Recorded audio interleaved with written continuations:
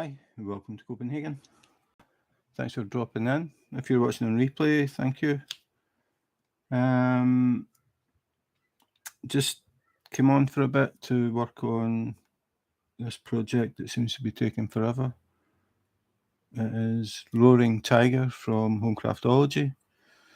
I've now passed all of the confetti and I have quite a big area to do with checkerboard. So hopefully it should speed things up. I just haven't really had much time recently to do much. So I thought I'd pop on. It's Saturday. It is 3:42 p.m. in Copenhagen. Still early on Saturday in America, so not sure how many people will drop in. I just thought I'd work on this, see who drops in, have a bit of a chat.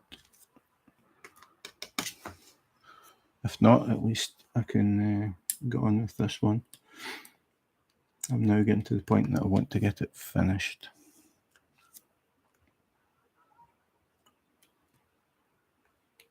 So I haven't quite decided what I'm doing next. Usually by this time I know, but I keep changing my mind. I've got quite a few now that I would really like to do, so probably think about that in about a week. I've still got a full row to do, so yeah, I'm guessing a week, maybe a bit longer. Depends how much I can get done this weekend. Hi Jean, thanks for dropping in. Good morning. How are you?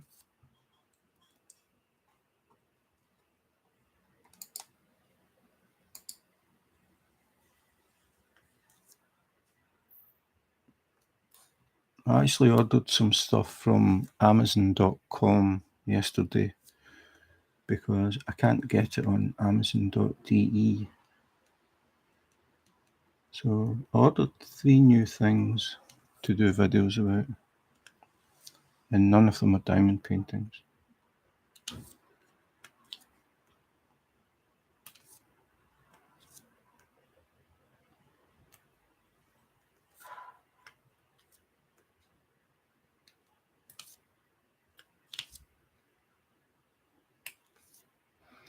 So doing the good old checkerboard with tweezers as normal, and half squares.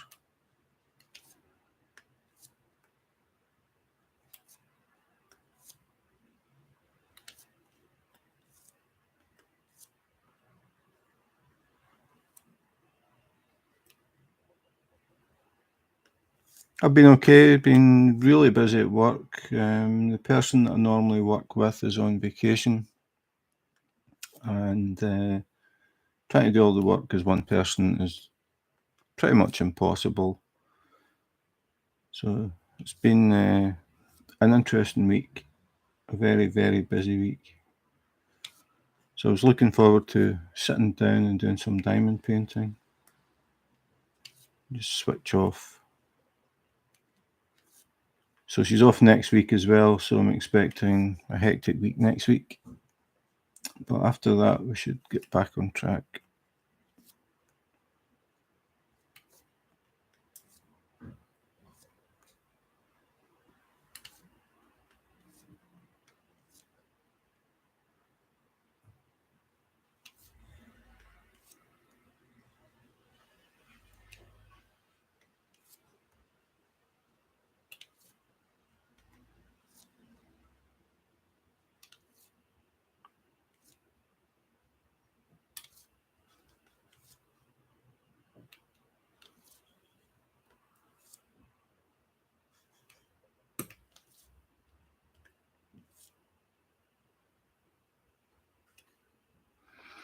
Setting up to saw the board. Okay, that's a nice way to spend a Saturday morning. So what is it? Is the board rotted away? Is that why you're having to replace it?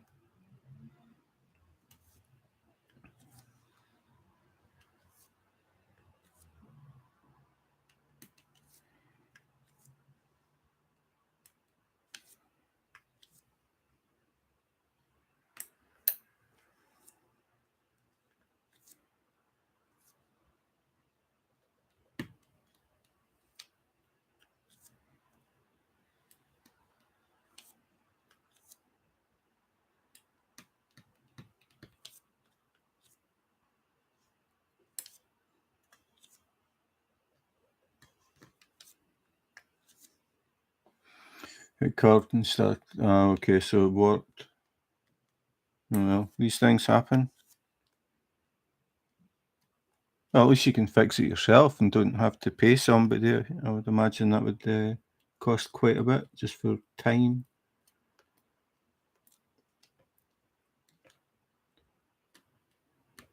It's like plumbers and electricians. Costs a fortune just for them to be there.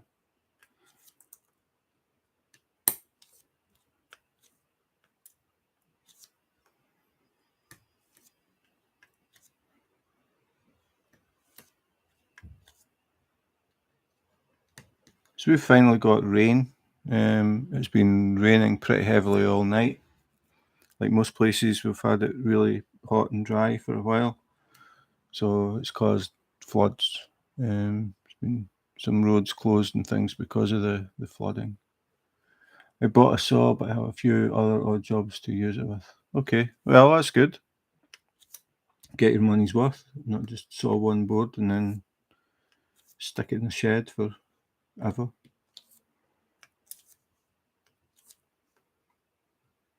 I'm not really much of a handyman.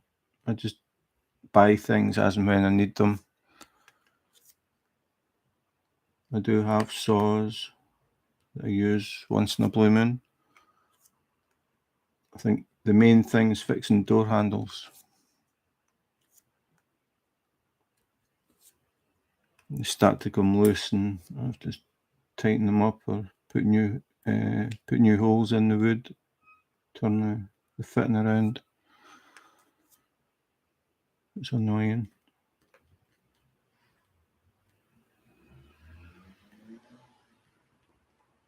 A little black speck on that one. I know nobody's ever going to see it, but I know it's there, so it's gone.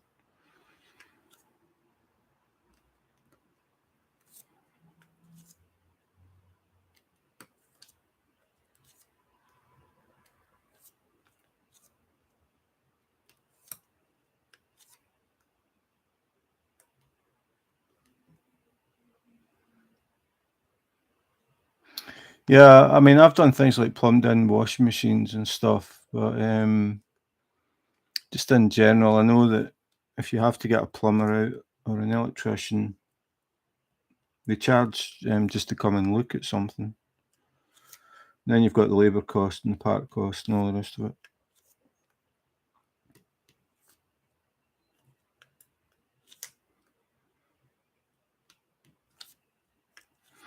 The setup that we have here, we're in an apartment building. It's called an Andals Lilyhill. Basically, it's our apartment, but we pay. It's like a rent, I suppose. Where if anything, like if we needed something fixed plumbing wise, somebody would come and fix it for free. If a window gets broken, it gets fixed for free. If we need any structural repair work done, it gets done for free. So we pay a rent to cover that, and it's also to save money for upgrades to the building. Like we got solar panels put in the roof a few years ago to cut down on the cost of electricity. So we paid for that, and there's just things like just now they've taken all the balconies off and they're all getting replaced, they're all getting upgraded, and we don't have to pay anything for that. You bought a used mobile home outright in 2015. They're pretty expensive, aren't they, mobile homes? Or is it a mobile home or is it a static mobile home? Like we have in the UK, we have what they call like static caravans. They are like big, but they just get taken somewhere and then they sit there, they get plumbed in and wired in. They don't take them anywhere. They're too big.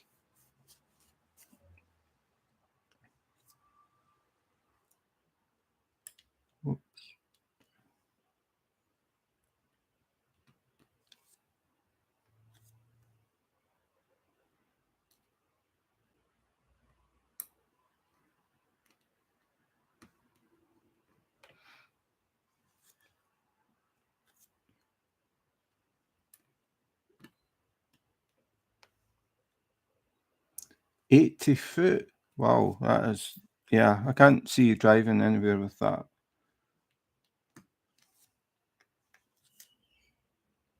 That's big.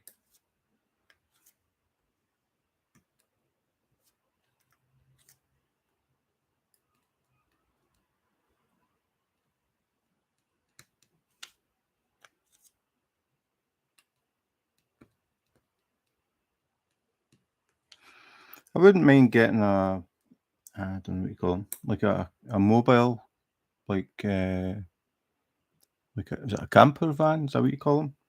Where it's basically a van and it's got all that. The caravan is basically built into it, and you just go to sites and plug in. I wouldn't mind doing that, but I wouldn't actually buy one because they're mega expensive. I think I would just maybe rent one during the summer type thing. Maybe take a tour around Europe or something with Tammy.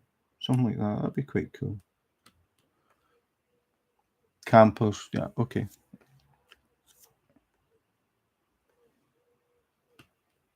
But again, I mean, they're really expensive, so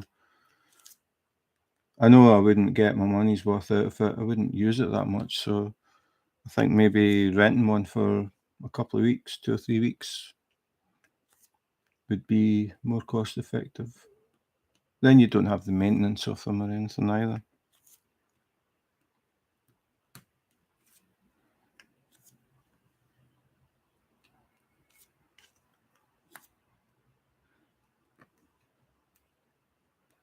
We live in an apartment in Copenhagen. It's I think it's coming up for 100 years old. It's not that old though.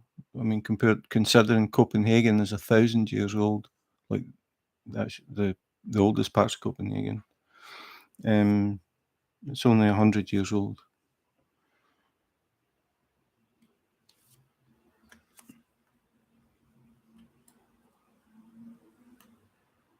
But they've upgraded a lot. Like we have double glazing and things that obviously they never had back then when they built the thing.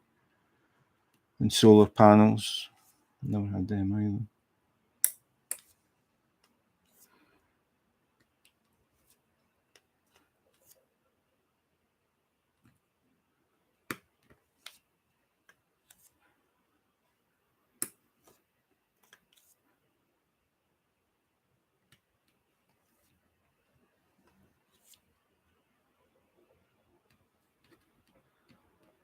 So I'm pretty quiet today. Take it everybody's busy. Are you still having a heat wave,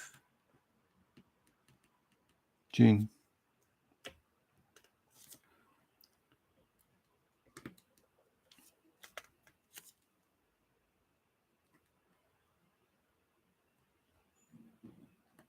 Don't know, a little black speck. Don't know where they're coming from.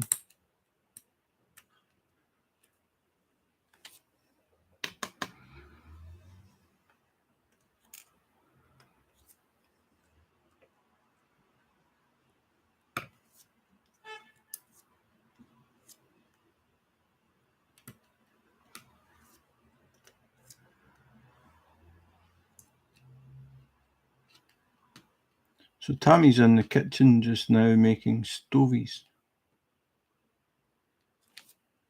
which is a traditional Scottish meal.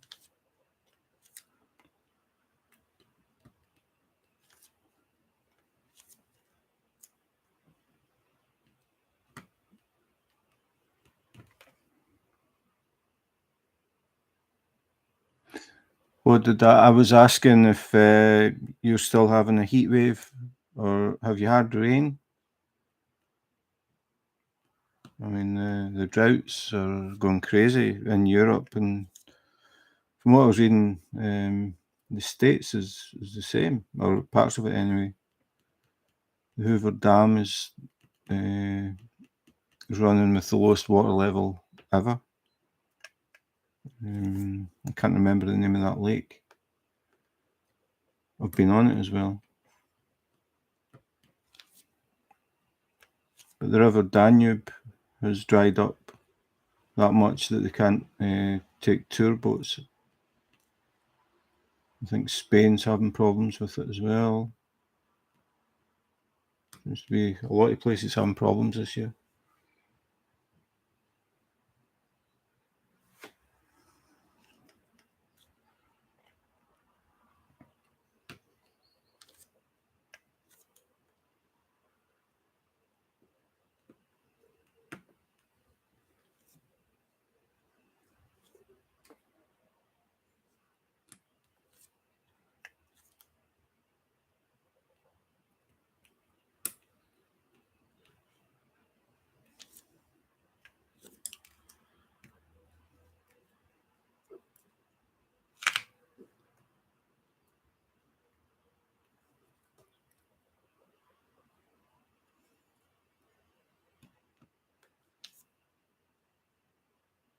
Oh, you've had rain. Okay. Yeah, we had a lot of rain during the night. It's been raining most of the day. They're expecting it to rain all weekend. So good for the trees and the plants. Not so good for some people that are having floods now, because the ground is so dry. It's not absorbing the water. So a lot of surface water on the roads and things. Some roads have been closed. Still very warm though, very muggy. We're expecting thunderstorms today. Haven't had any yet. But you can feel it in the air, really, really humid.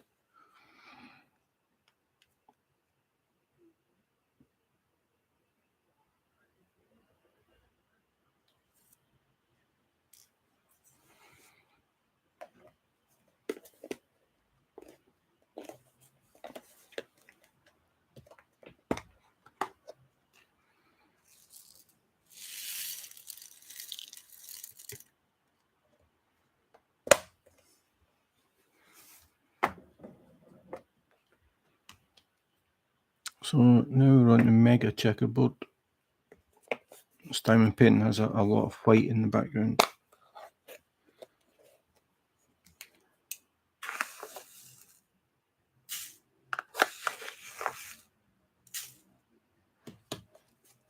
No, it's not exactly white, it's more cream colour. DMC 3865. I've got just under 36,000 of them. Making my cut. Remember to measure twice, cut once.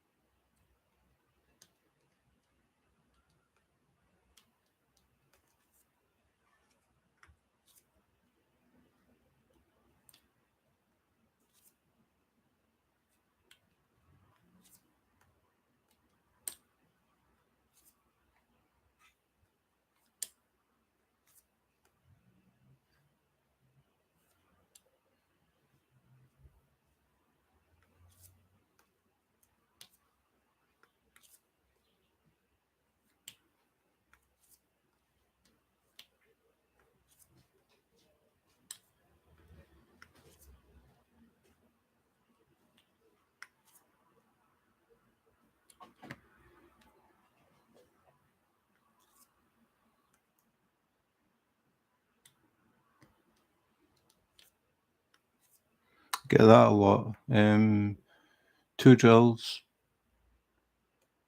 When you use tweezers and you touch the glue all the time, the tips of the tweezers start to get sticky. So you find that every now and again you get 2 drills, one that you've picked up and one that's stuck to the side. What I normally do is, I know where I'm putting my next drill, so the one that's hanging off, I put it there and then I put my next one down. When I first started doing that, I used to try and knock the extra drill off and put it back.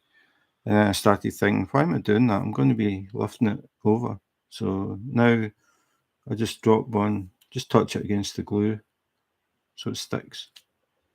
Usually it sits up when I'm doing it, and then place the drill that I'm going to place, and go back and place the one that I dropped. Sometimes I get a drill either side, so I actually end up picking up 3, even though I'm only holding 1. And I just do the same thing with that.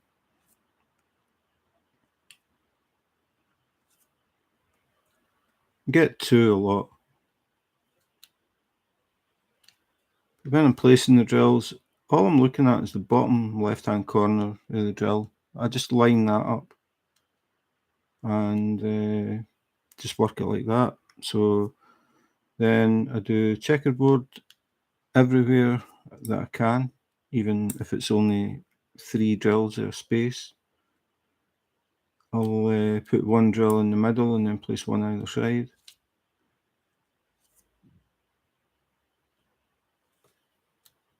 So just now I'm building up a checkerboard around the stuff that's already been done, and then I'll come back and fill it in.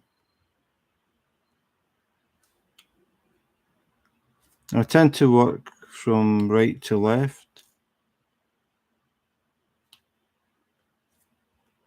Sometimes I just work in a straight row. Sometimes I alternate. Cool, glad to hear it, Gene.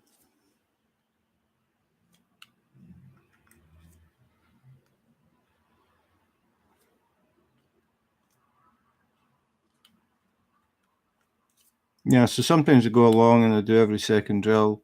Sometimes I'll do one, then the one diagonally up and back down and up, and I do like a zigzag along. I don't really think about it that much.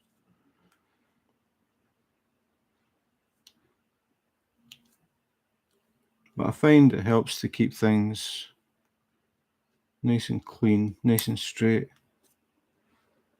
Because I take a bit of time to make sure that I put the drill exactly where I want it.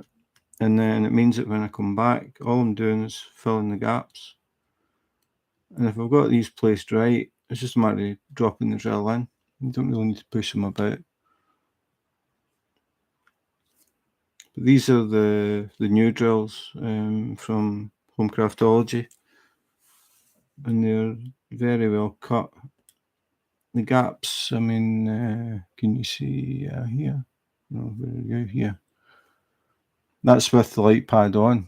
I mean, there are absolutely tiny gaps, but once I get the other drills in that are missing, it'll probably tighten that up even more. And then if I switch to the other view, because obviously this is only a section, but I've got another camera set up where I can show you a sort of better view. Clicked the wrong thing. Show you a better view of what I'm doing. So if I switch over, that's what I'm working on.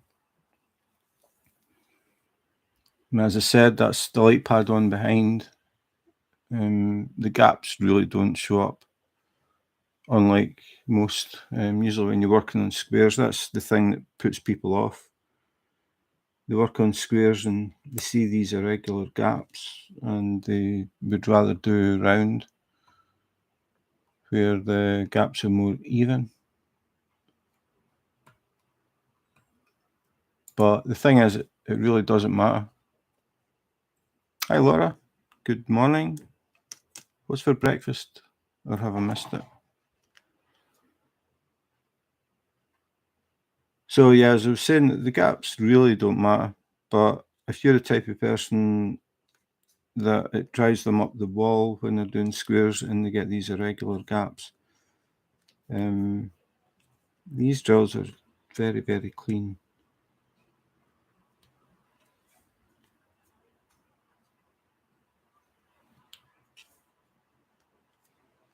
But the thing is, those gaps that you normally see, they really don't matter, because once the picture is up in the wall or wherever you're going to put it, you can't see them because it's not lit up.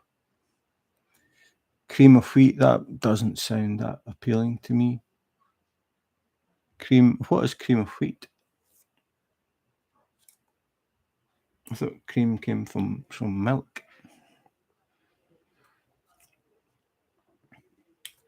Is it like a porridge type thing?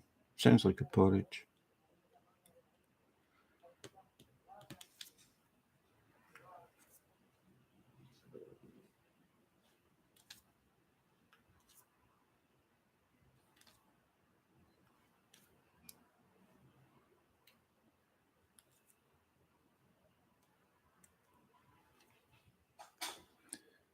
Just finished running 6 miles. Wow.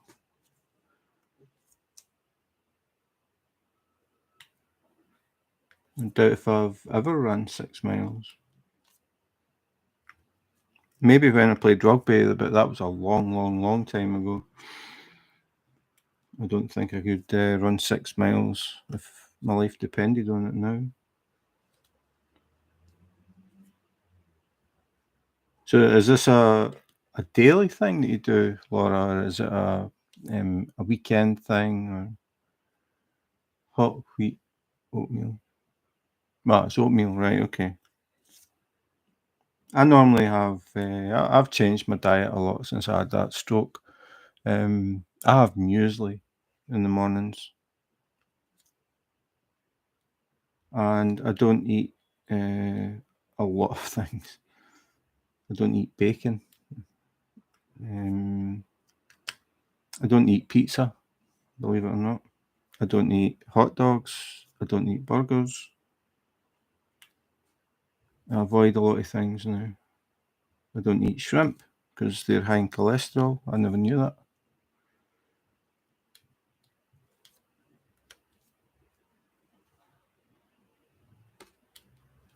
But I don't exercise. I do I think something like between 16,000 and just over 20,000 steps a day at work with my job. So I'm pretty active. It's not quite the same as running, but it is 7.5 hours of doing it, pretty much non-stop. So I count that as exercise.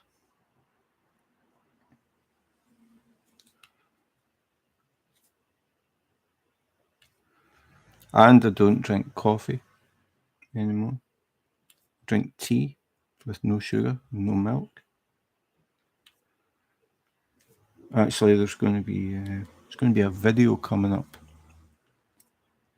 with tea in it, and it is related to diamond painting. That diamond painting is on its way. 20-week marathon. On a 20-week marathon training program, getting ready for the Run Disney 26. Oh, I could never do that. Never.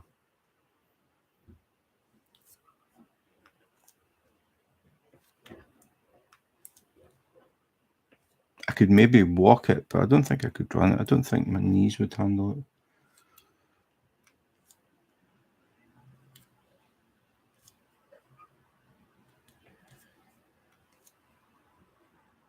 Oops. I hate that when I'm setting up a checkerboard and I get it wrong. It bothers me that much that I'll actually pick the drill out and put it where it should be.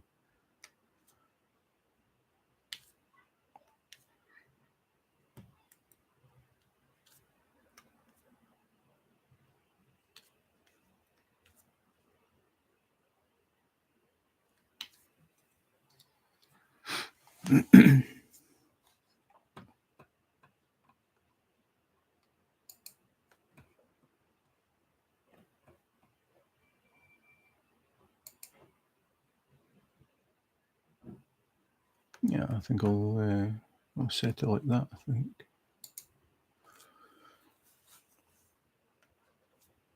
So what is everybody working on at the moment, diamond painting wise?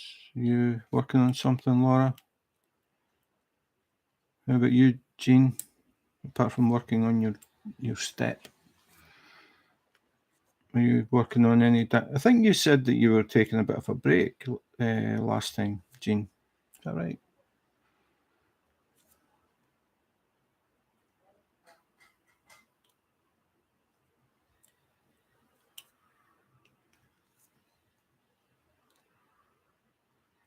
I'm actually going to be recording new videos tomorrow, so there'll be some new ones coming out. But the tea won't be, because I don't have that one yet.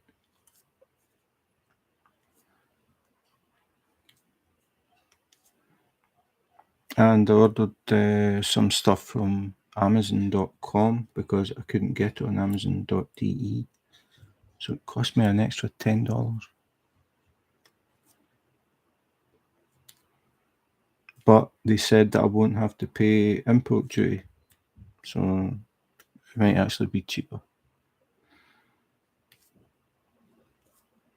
It's pretty expensive buying stuff from abroad. We get hit with a handling charge, customs charge, import charge. There's been quite a few times where the charges have actually cost more than the actual item that I ordered. I get a bit fed up with that. Well done, Jean. That'll be that good for another 50 years.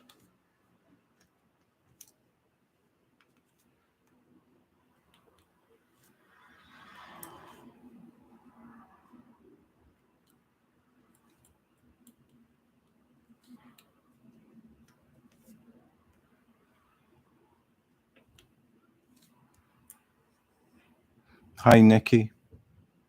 I'm just randomly saying that Nikki isn't here, but she watches the replays, so always test her to see if she actually does watch them or listen. I think she diamond paints and listens, so a lot of the time at the beginning there's nothing to listen to because I tend to go quiet if nobody's asking anything or commenting. I just diamond paint. But then once people start coming in, we usually get some sort of conversation going. So today we've been talking about Wilma repairing, or Jean, I should say, repairing her step, and Laura has been out running. A canvas of Barcelona. Is that like a holiday advert type thing? Like has the word Barcelona and then some famous scenery from Barcelona? Is it that sort of thing? I've seen a few things like that, and I actually looked for one of Copenhagen because I thought that'd be quite cool to have that in the background. But I couldn't find one. I found Madrid, Paris, London, probably Barcelona, a lot of American ones as well, different states of America, but no Copenhagen.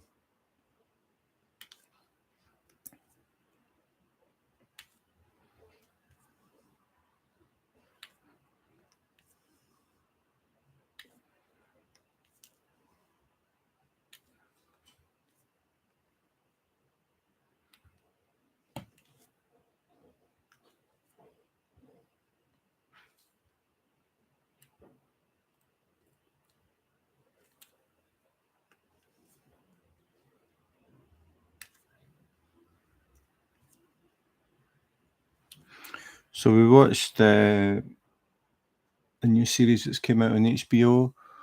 It's the prequel to Game of Thrones. I don't know if anybody ever watched Game of Thrones, but we did. I don't know. I don't know if I like it. It's a bit slow to get started, but there's only one episode so far. I take it they're going to be doing this one episode a week, like they did with Better Call Saul.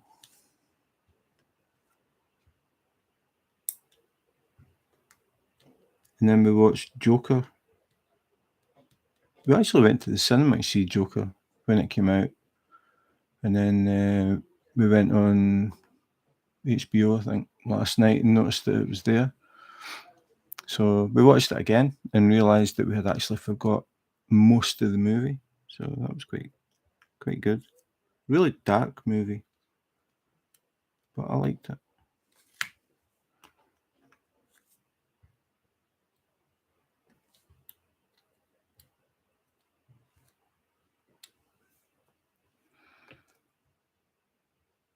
My canvas is by the water, showing architecture. Cool. Yeah, I like those sort of things.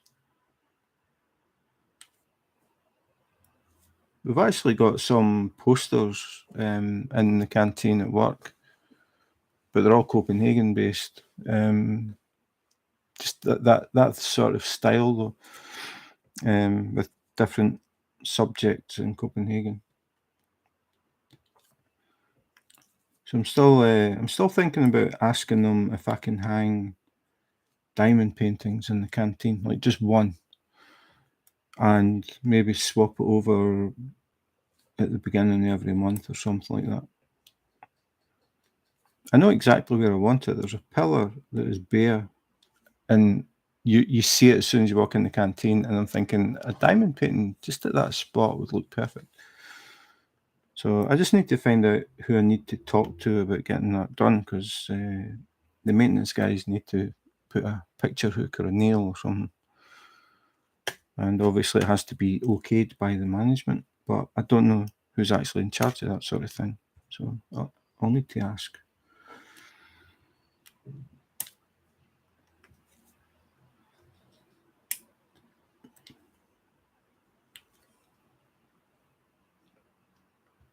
What size is the canvas, Laura?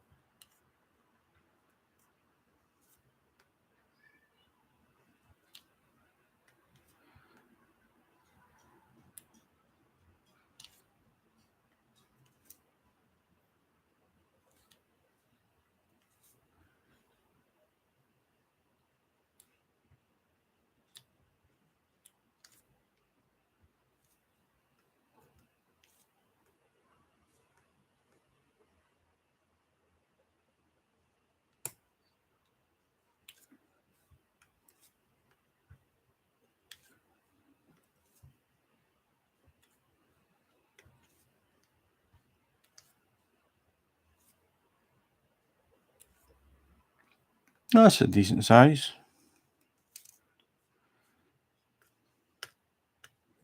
So why Barcelona? Is there a particular reason? Are you planning to get more of different places?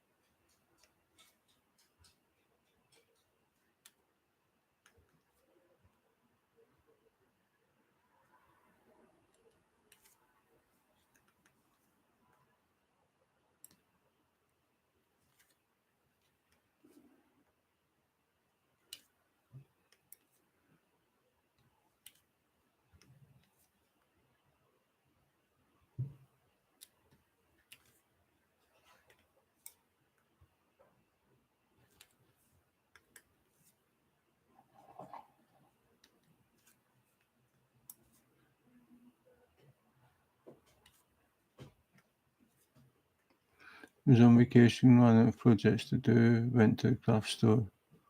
It was on sale for $3. Ah, okay. Cool. I'm actually planning to go back into the craft store in Copenhagen and see if they've got any diamond paintings yet. The last time I went and asked them if they had diamond paintings, they said that they were planning to get some in, because the woman that I spoke to behind the counter actually diamond paints. But that was quite a while ago. I keep forgetting about it. So I'll maybe go in and see what there is, if anything. I've still got quite a few to unbox, so I've got, in fact, how many have I got now? I've done some recently, but 6, 7, 8, 9, 10, 11, 12. I've got 12 diamond paintings behind me, waiting to be unboxed. I'll do at least 2 tomorrow, I think. Today I just wanted to diamond paint.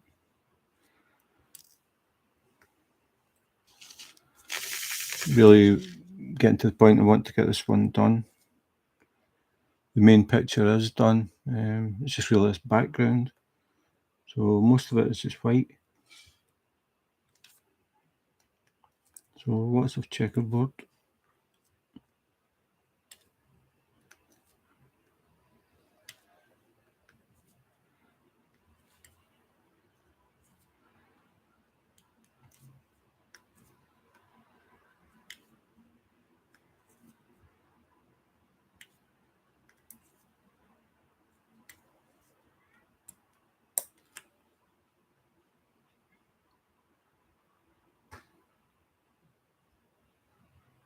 Yeah, he liked to get around, did Mr. Anderson.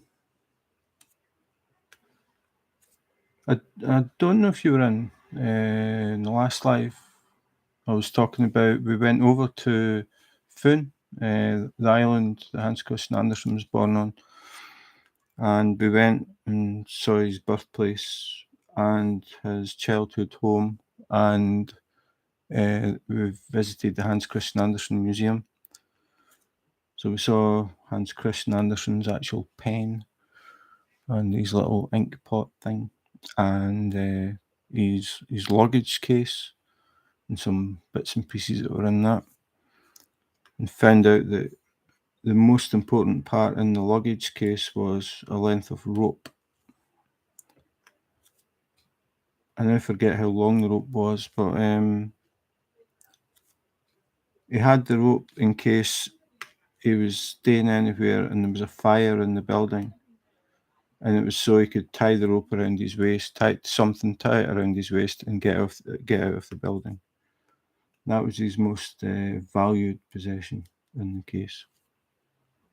I didn't know about that, but I do now.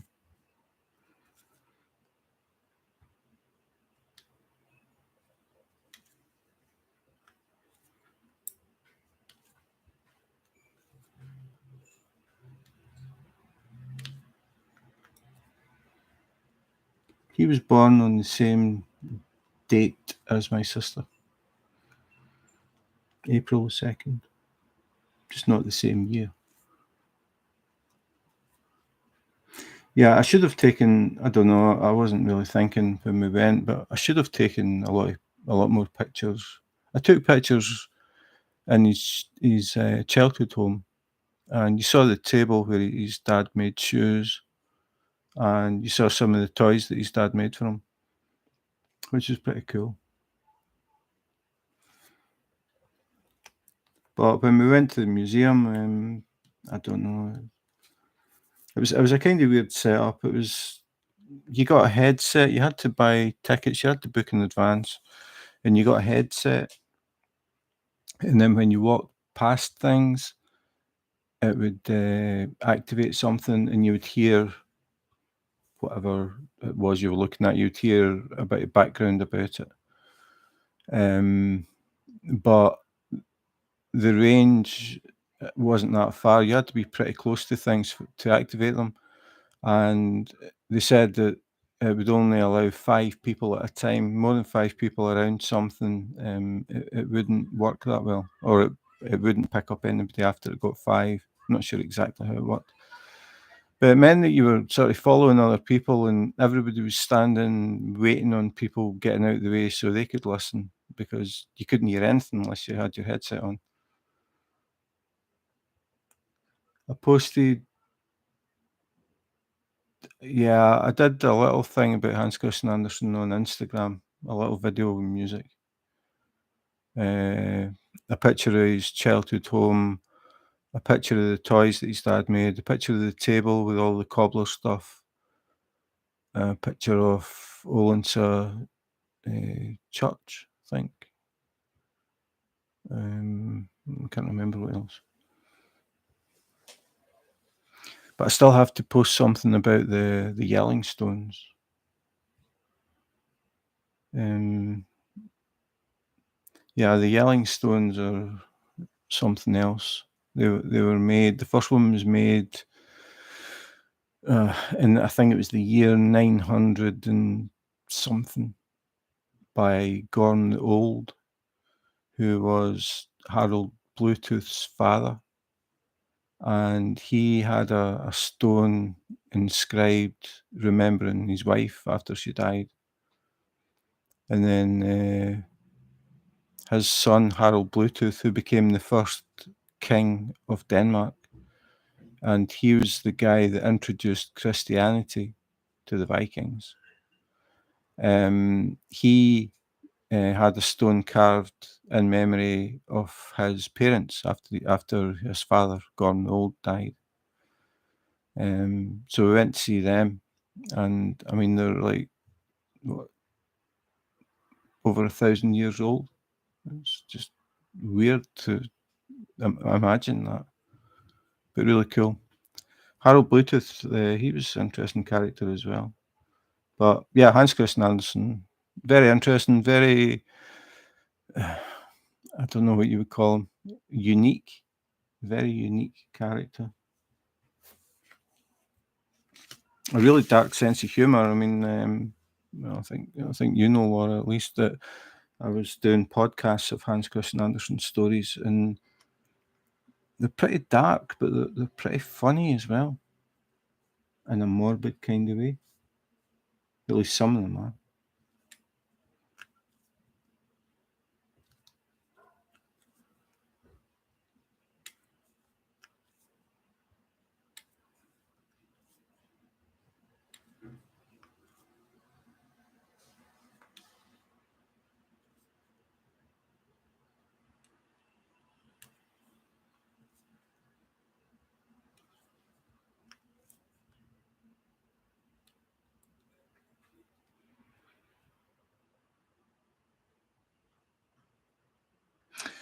Yeah, I mean, in Copenhagen at least, fire was a major thing. They had two great fires of Copenhagen.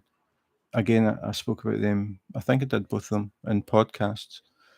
Um, that basically destroyed most of the city between the two of them. There's very little left of medieval Copenhagen. There's only a few streets. The rest has been destroyed by fire. Fire was like a really bad thing in Copenhagen because of the way the houses were built. They were so close together. Everything was made of wood.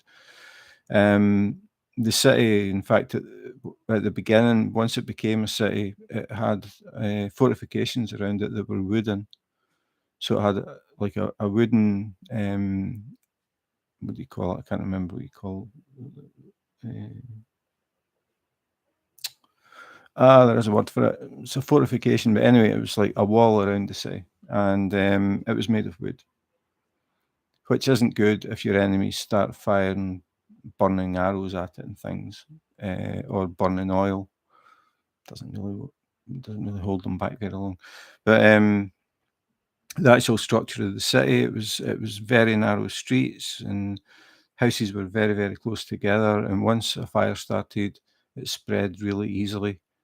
And yeah, the two great fires, not just one great fire, two great fires of Copenhagen. And after the first one, they came up with ideas. They were going to stop building houses of timber. They were going to make the streets wider. Any new buildings they built, the corners, the buildings didn't have a 90-degree angle. The corner was basically cut off. So fire trucks and hoses could get round the corners, because when the first fire happened, they had problems with the hoses, because when they pulled them around a corner, it basically cut the water off, so the hose didn't work. So they came up with this idea: we don't have 90-degree corners, that way the hoses don't get kinked and the water gets stopped. They came up with bigger and better pumps, so they could pump water at a much higher rate. And they came up with a lot of ideas that they put into place. And then they had a second Great Fire, which was as devastating as the first. But that one was just a comedy of errors. I think it was the second one. At one point, they decided that they would blow up some houses to stop the fire spreading. And they actually sent guys into the building with bags of gunpowder. And the gunpowder blew up while the guys were still in the building, which caused sparks from the wood in the roof. and that drifted in the wind and set the other side of the street on fire, and then that all spread, and it just turned into a total disaster. So fire, for Copenhagen anyway, fire was definitely a huge thing to think about at that time. That was obviously before Hans Christian Andersen's time, but I think it was just one of those things that a fire was. They didn't have like fire exits and keep the entrances clear and all that stuff. Fire drills didn't have anything like that. Basically, people just grabbed their stuff and ran, and that caused problems as well. With one of the great fires, people were taking their furniture, like they were trying to escape before the fire got to their home, and they were taking furniture and things down the street, narrow streets. The fire brigade couldn't get past them, all that sort of thing.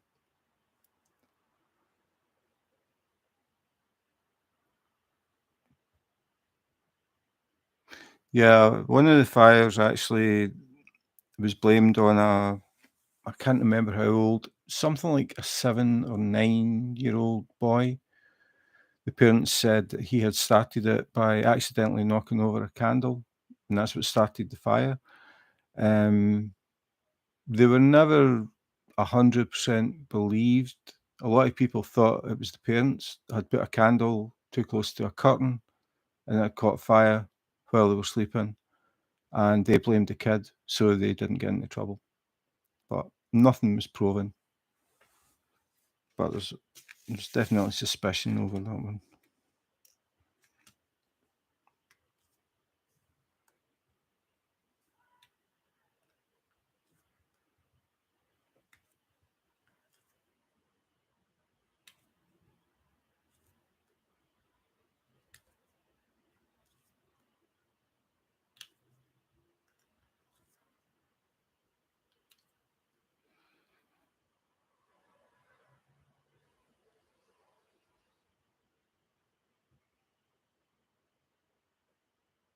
The Great Fire of San Francisco and New York building installation was leaves, mud, and straw. One candle would fall and you would lose the town in minutes.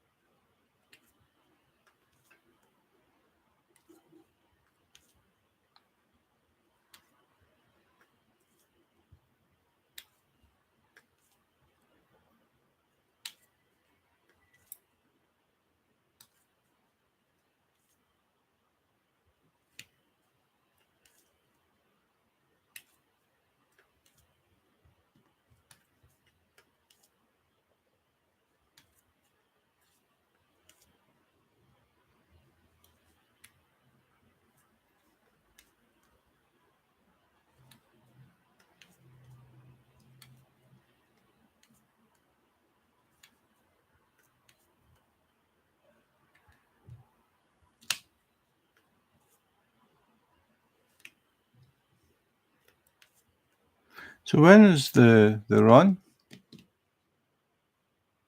Laura, did you tell me? I can't remember.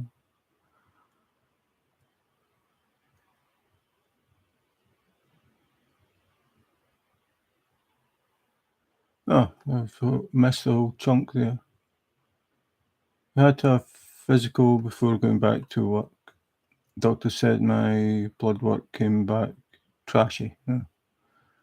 With the change of diet and running, doctor said the chance, the numbers, is that numbers, will improve greatly.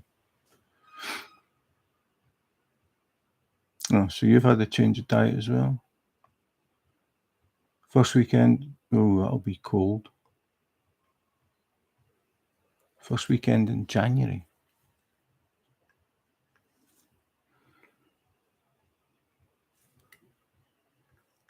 Well, I suppose it's better being cold if you're running. No running for me. Yeah, between feet and knee. I'm the same. I mean, I had problems with both of my knees. So I started to realise I was getting old. So yeah, I can't. I mean, I get about fine, but I found out that if I do excessive walking. My knees start to really give me a lot of problems. But that was down to a job that I was doing in the sixth. Oh yeah, Florida. Yeah, I'm thinking Denmark levels, like frozen sea and that sort of thing.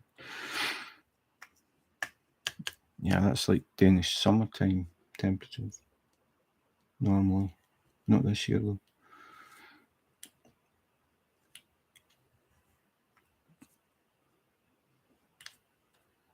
Yeah, I damaged the tendons in both my knees at the same time, which wasn't fun.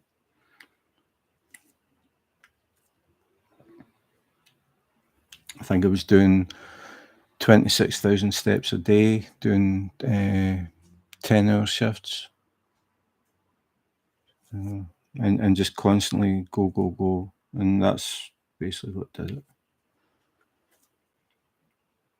That's a job for teenagers and young 20 somethings.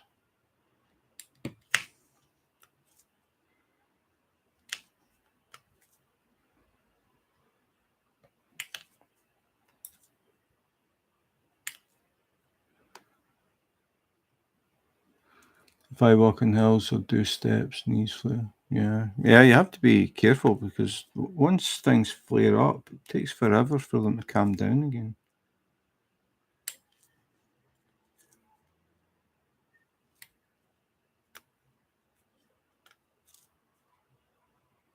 So dark here today.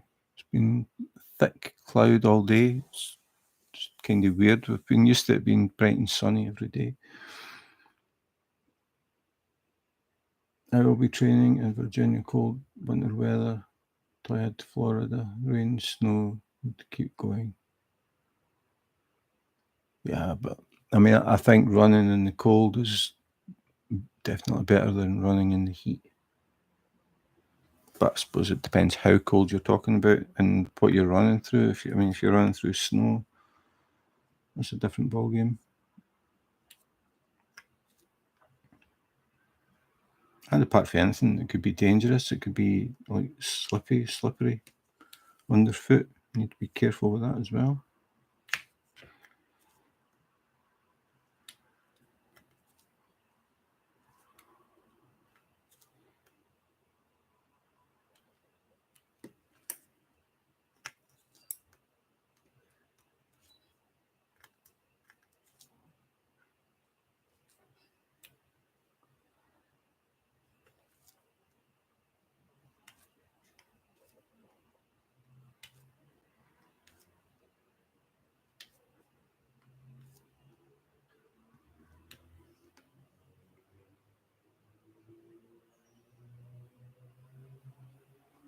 Hi, Caroline. Thanks for dropping in. Good morning.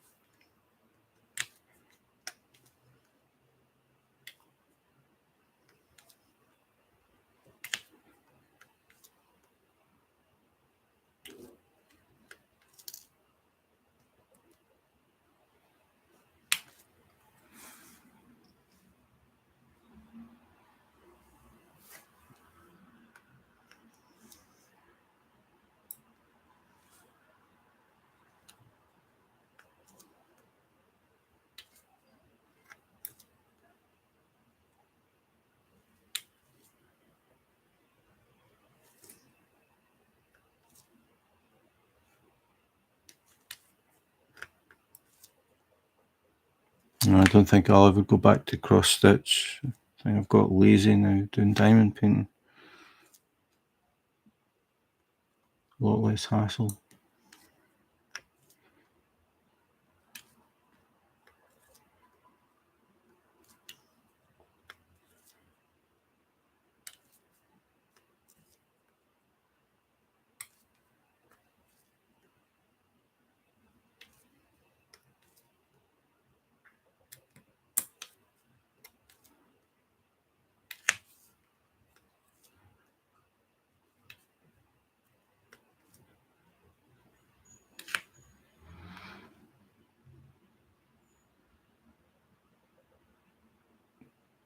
Okay, Laura, thanks for dropping in. It's nice to see you again. Good luck with the run. Don't work too hard at it. And have a good weekend. Yeah, I used to. The thing about the cross stitch was it was just fiddly, separating the threads. Hi, Cindy Lee. Good morning. I take it it's good morning for most people that come in here. It's 4:43 p.m. in Copenhagen.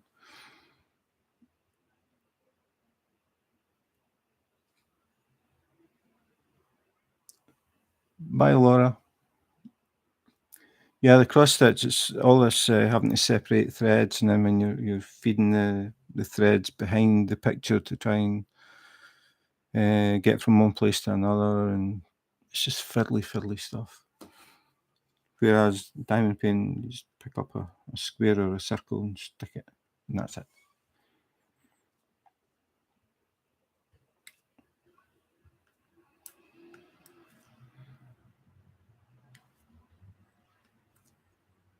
I've actually got a cross stitch a cross stitch kit that I've had for,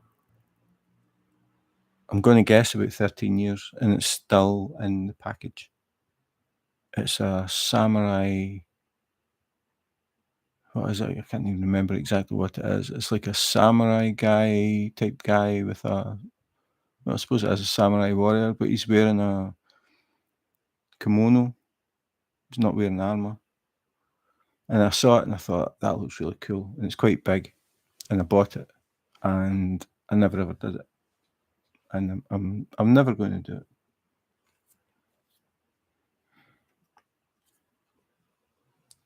Because I started off doing really small ones. And then I gradually started getting a bit bigger and a bit bigger. And I saw that one and I thought, right, okay, this is going to be the ultimate. Is he a ninja? I honestly can't remember. He's wearing like a kimono. I can't even remember what colour it is. I'm trying to think if there's a woman in it as well. Can't even remember where it is. It's pretty big. I think I took it, maybe opened it up and looked at all the threads and put it back. Just too much.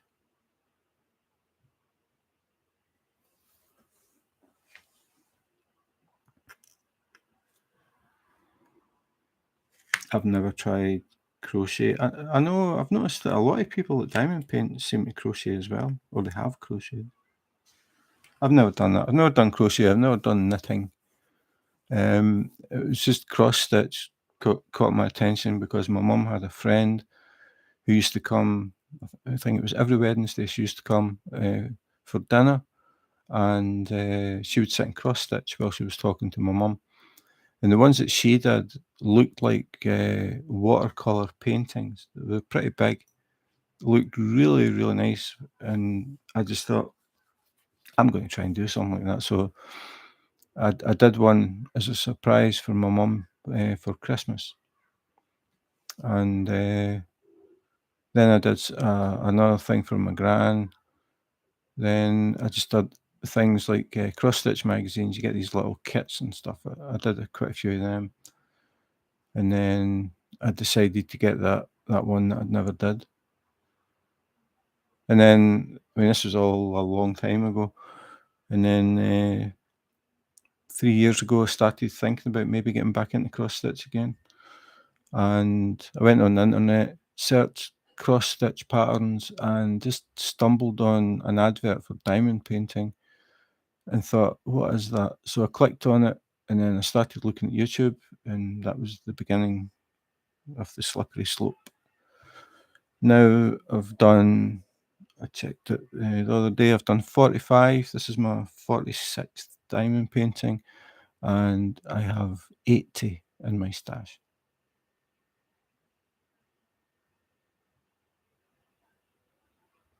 No, I mean, don't get me wrong. I mean, cross stitch is really cool, but to me, that is definitely you need more skill to do cross stitch and do it well.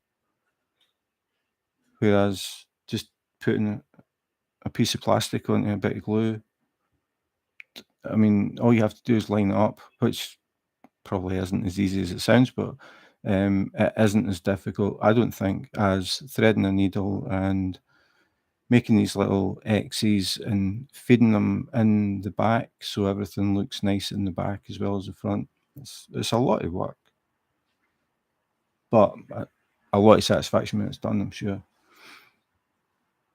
And then you get all these little fancy stitches as well to add sort of embellishments into the cross stitch. I can't even remember what they're called, like little knots and things, and then sometimes you get little beads and stuff. I never did any of that. And then you had to do, for doing outlines, do you call it backstitch? I can't remember. It's been a long time. But there'd be things where it had like a black outline and you'd do like a single thread around. You weren't doing it like X's. Just, yeah, very fine stuff.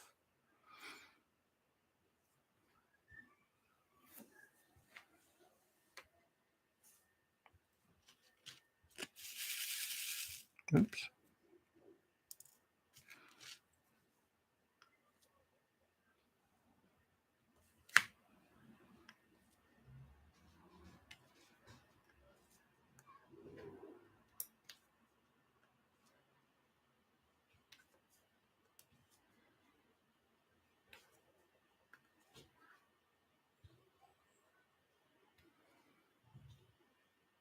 Backstitching is always called. I thought, well, I wasn't sure. Like I said, it's been 20 years more. Yeah, I mean, it is really nice. I mean, I like looking at cross stitch like that people have done and really appreciate the amount of work that goes in. But yeah, just after finding this, it's just more relaxing, I think. Like you can basically switch off, and I mean that's what I do. I normally listen to music, and I've got the headphones on, and I'm just sitting here putting down squares, and then eventually I end up with a pretty cool looking picture. It's all nice and shiny. Um, you, so you don't really need any artistic skill to diamond paint. You just need patience.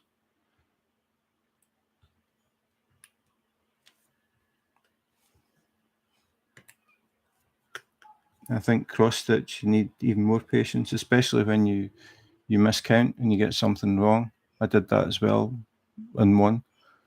I just miscounted, and suddenly I realised I was the whole section was out, and I had to take it all back out again, start again. Not everybody has got the patience to do that and start again. Yeah, see, I just find this extremely relaxing, just sitting here picking up drills and putting them down, listening to music, or just now sitting talking. But yeah, I really enjoy it. That's why I've ended up with so many. Quite a few of them are pretty big, but a lot of them are smallish ones.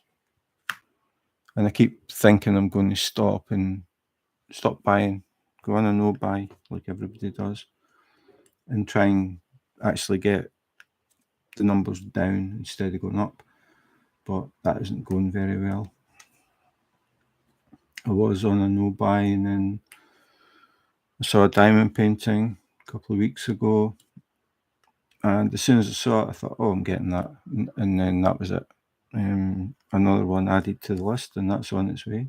I got a message saying it should arrive soon, so it should be one day this week. And that one actually made me think about something that happened, I don't know, 8 years ago, maybe 5 years ago. Suddenly, when I saw the picture, it made me think of that thing, and I ended up going into Copenhagen and buying tea. I'll be talking about that when I do the unboxing. It's the only diamond painting I bought that made me want to go and buy tea.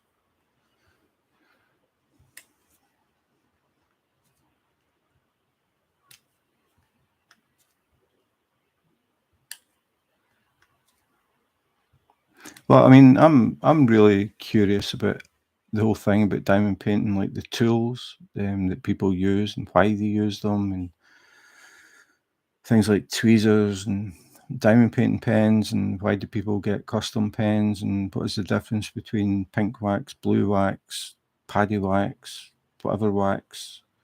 I get interested in all these things. So that's why I made an order to Amazon.com last night, because I saw other things and I thought, oh, and I couldn't get them on Amazon.de, which is normally where I get them from Germany if I get stuff from Amazon. They weren't available, so I had to order from America. But it's just curiosity. I can't help being curious. I always have been about everything. I started learning to play guitar a long, long time ago, and then I got really curious about why guitars are made of specific woods and different pickups and all that sort of stuff. And eventually ended up getting a guitar custom built. Went down and met the guys who made it and chose the wood for it and the inlay design and all that stuff. It was really cool to actually meet the guys that make the guitars. So just always been curious.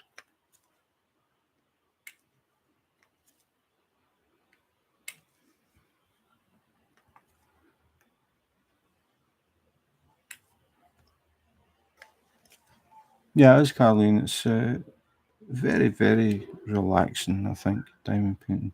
Until you spill all your drills on the glue, then maybe not quite, but in general, I find it a really good way to just switch off. I mean, you could read, or you could like just listen to music or something. But what I like about this is you sit and you do this, and then after a few weeks or maybe months, you've got a picture that you made. That's the bonus, I think.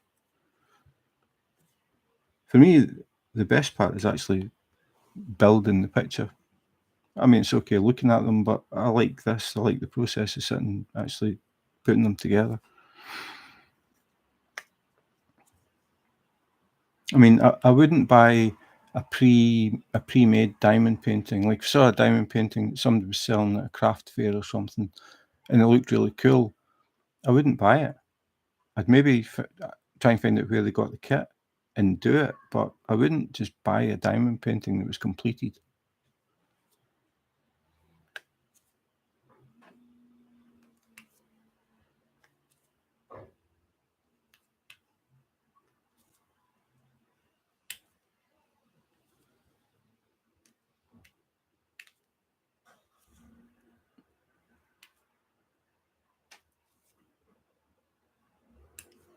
But again, some people would. Some people who just wouldn't have the time or the patience to do a diamond painting might see one that they really like, and buy it.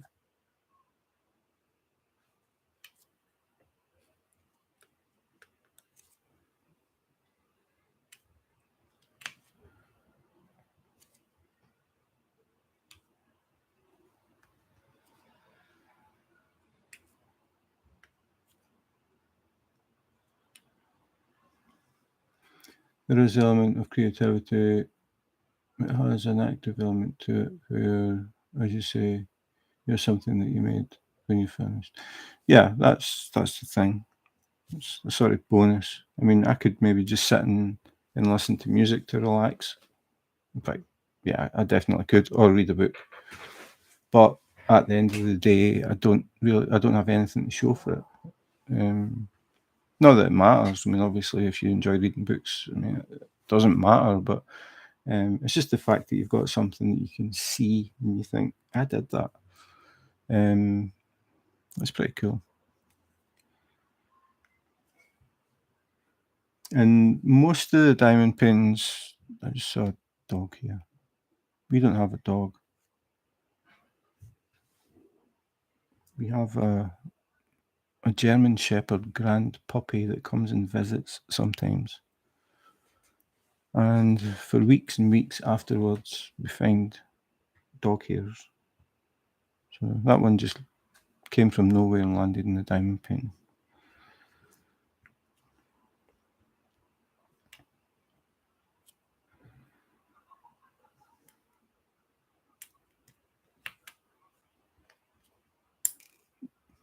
Oops.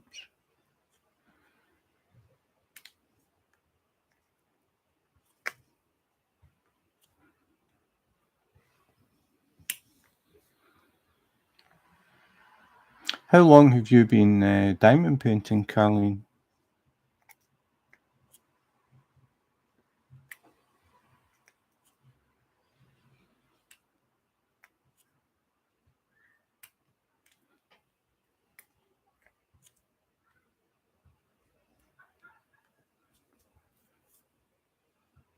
Where people need to be creative. If everyone had some kind of creative outlet, I think everyone would be much. Yeah, I agree. For me, for a long time, it was guitar. When I was 16, I think, got my first guitar. And I mean, I would just sit in my bedroom and play the guitar and play the guitar and play, or practice and practice and practice and practice. And again, that was a way to just switch off, and all you were thinking about was the music.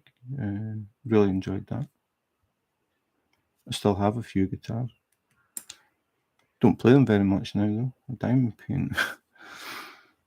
5 years, cool. What about the cross stitch? How long have you been doing that?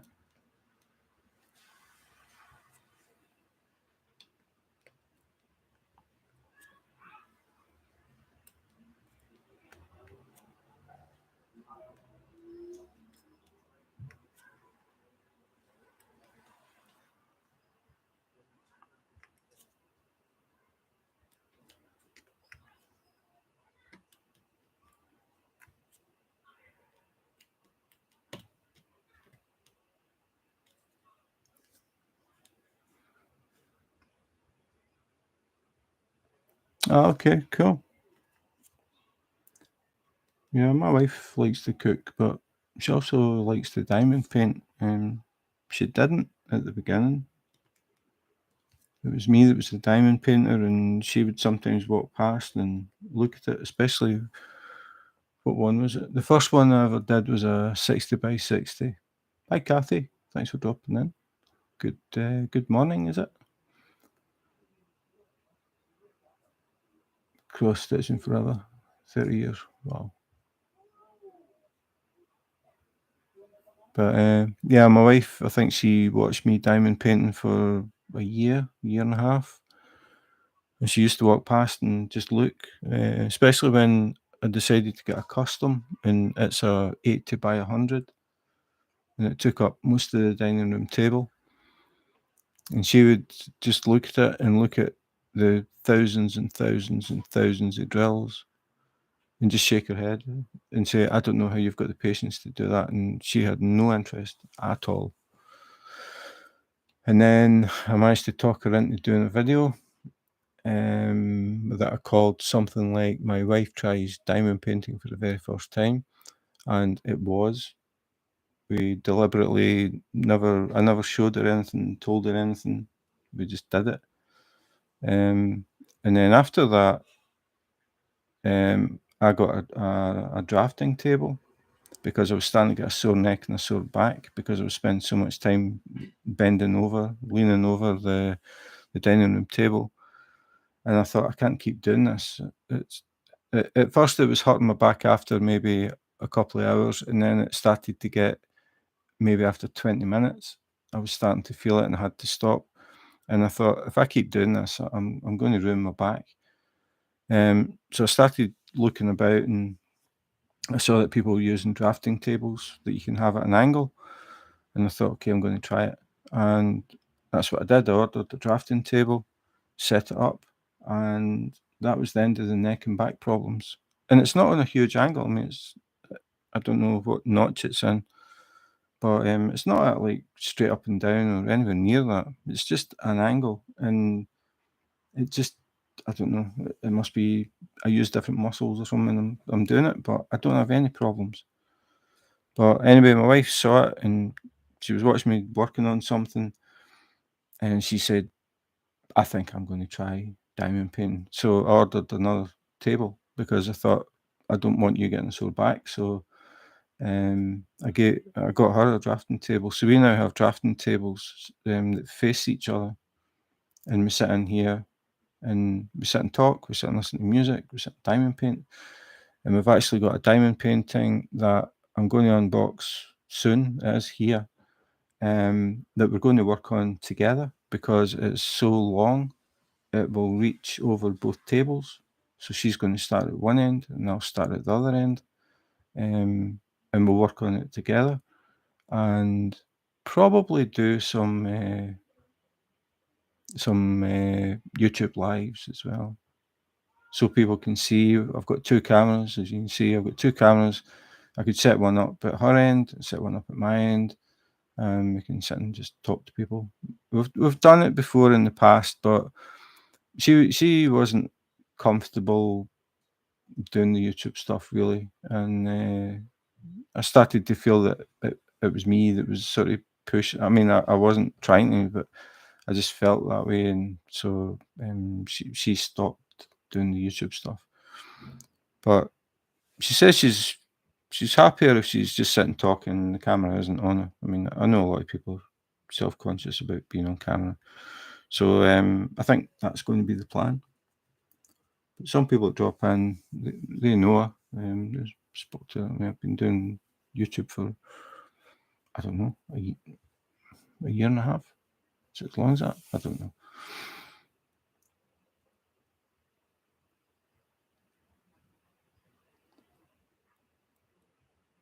Yeah, I mean, the thing about the drafting tables is the space as well. I mean, we were lucky because Tammy's eldest daughter moved out and moved in with her boyfriend, and suddenly we had a spare room. So when that happened, that's when I got the drafting table, then the other drafting table. So in here we've got two drafting tables facing each other. We've got a sofa, and then I've got a computer desk, and then I've got diamond paintings, and then the stuff that you see when I do the videos in the background. I've got one wall that's got two diamond paintings up, and another couple of smaller ones in the background.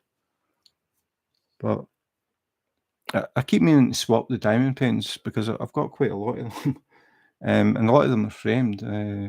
But I find that I tend to leave the ones up that are there just now. But I will be swapping them around.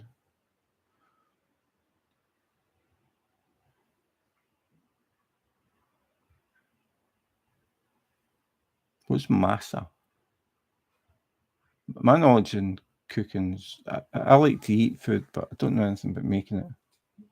My wife, she likes to make it. She's actually making stovies at the moment. It's a Scottish thing.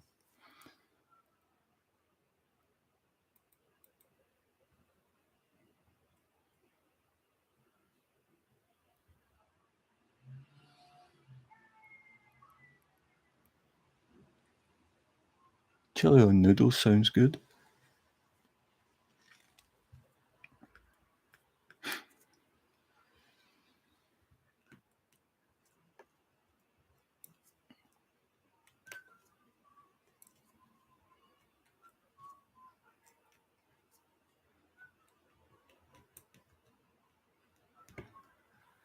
Do you have a favourite diamond painting that you've completed, Charlene?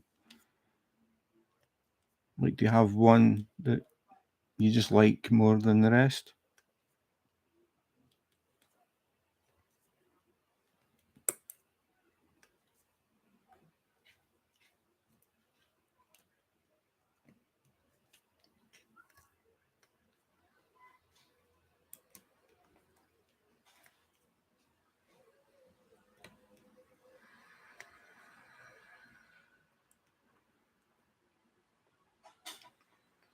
Masa is very fine corn flour.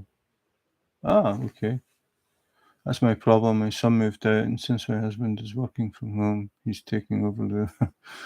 I was really hoping that it would be my room. You just need to buy a bigger house. Is it not big enough to fit a table in there as well? Oh, I take it can't be.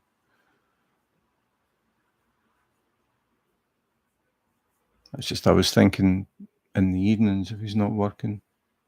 You don't have a favourite? Yeah, I don't know if I do. I mean, I've got a lot of diamond paintings now that I really want to do. I just can't decide which one to do next, and then I keep buying like new ones as well.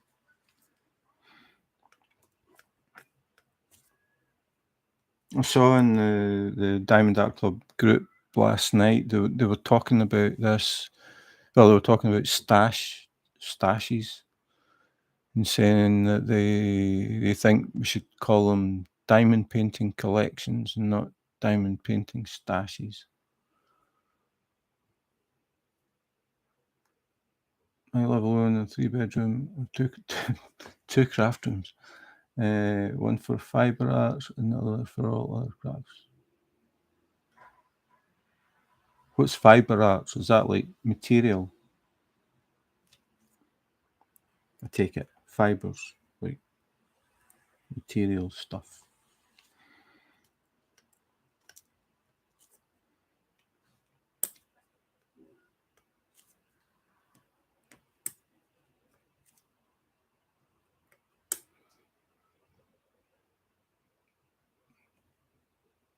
Ah, right. Yeah, I wasn't thinking about that. I was just thinking, okay, he's going to work during the day, but if you got the table in there, it doesn't work at night, hopefully. Maybe you would get peace.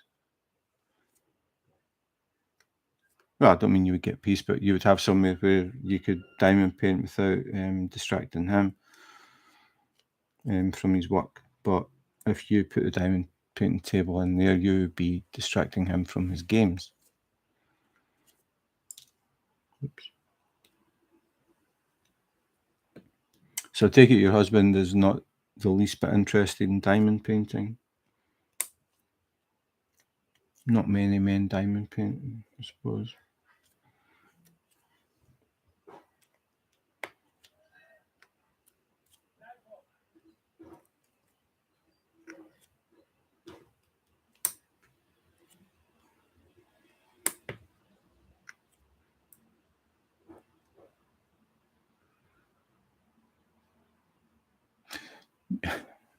You have a place in the basement.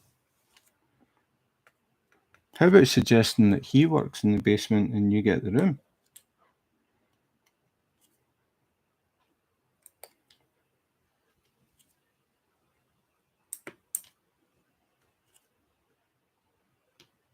So is there not enough room? Not the least bit craft. Yeah, I think a lot of guys aren't. But so you don't have room in the basement for a table.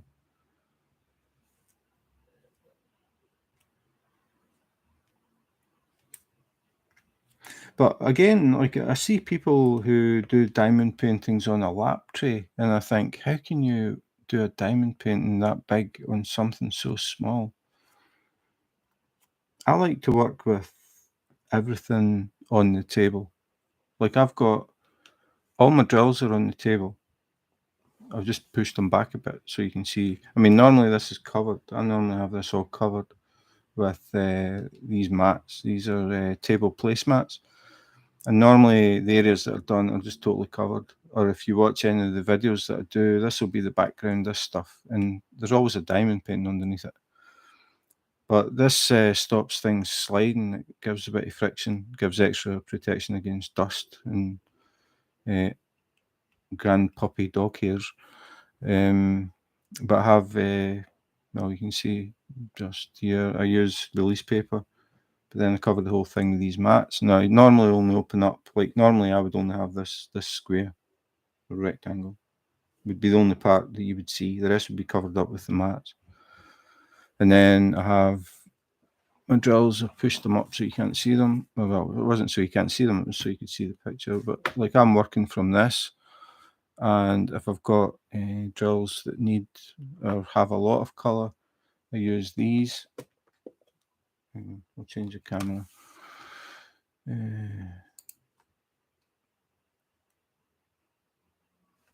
That one, yeah. I still have to think about it when I do this. But this is basically my setup. I work from Tic Tac containers, and then when I have a lot of one colour, for example, the white background is this, and then the case that this is in has a net sort of a netting part in the lid. I've still got more of these that I haven't used, so I just keep that bag in the lid and top this up as and when.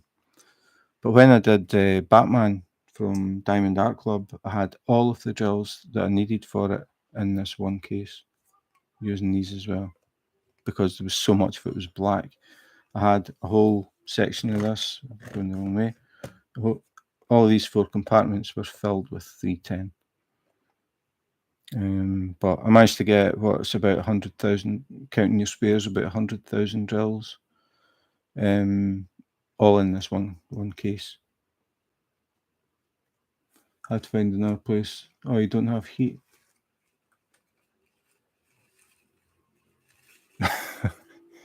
Yeah. House cleaning is an inconvenience.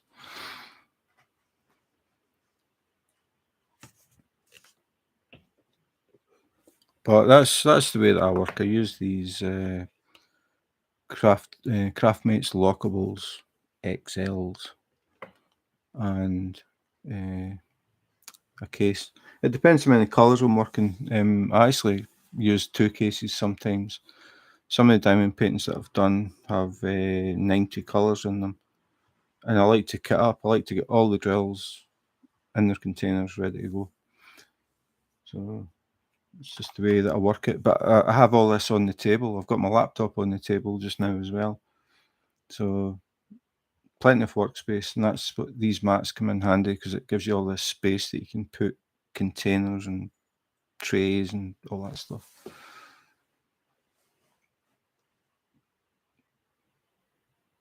How long can you work at the kitchen table, Wilma, before you start to feel it in your neck or back? I suppose the other thing as well is the chair. I'm using it's like an office desk chair sort of thing, but it's from IKEA, so it's not like mega expensive. But it's height adjustable and it's swivel. Whereas obviously at the dining room table, you're sitting on a fixed, like, set chair. You can't raise the height, you can't lower the height, you can't turn it. I think that makes a big difference as well. Even if you can't change the table, if you get a seat or a chair, I mean, that is padded, height adjustable, and swivels. I know people use gaming chairs. Yeah, 2 hours, that's a long time. I don't think anyway.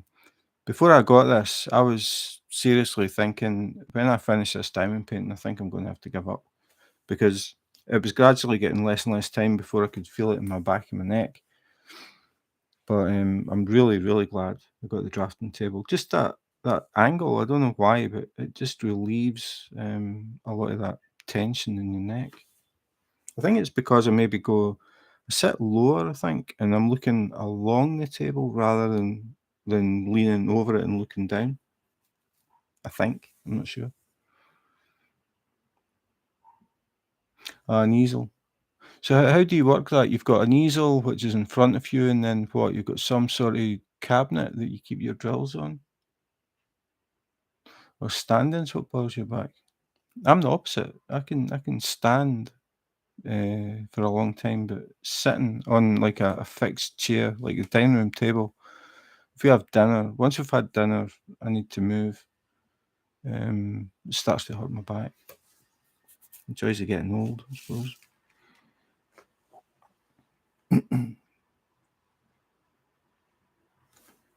What I like about this setup is everything is in front of me, so I'm not turning all the time, like, to get drills and I mean, and I can lay my tray on the table and just. I mean, I've read about some people that actually sit and hold their tray all the time. That's a lot of concentration to do that, I think. Yeah, it's my lower back that I have problems with. That's why I get up early every day, because when I wake up, my back hurts and I've just got to get up. Even like today, Saturday, I'm not working. I was up at about 5 o'clock.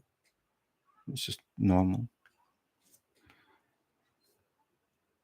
I can't lay in bed.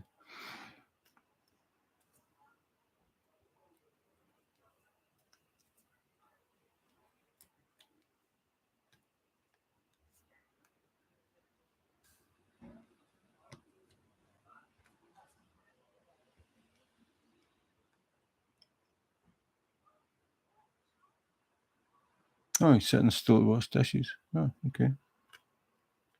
Well, it's just as well. I don't have problems standing up because when I'm at work, I stand all the time. I never sit down. The easel sits on the table. I also make sure I take regular breaks. Right? Yeah, you'd have to do that. But I found that well, I mean, still, but I mean, when I started, I was so focused on doing the diamond painting, and I totally lost track of time. I mean, I still do that. I totally lose track of time. And then I would find that I'd be sort of hunched over the table, and I felt okay until I actually sat up, like upright, and then I realised how bad my neck and my back hurt.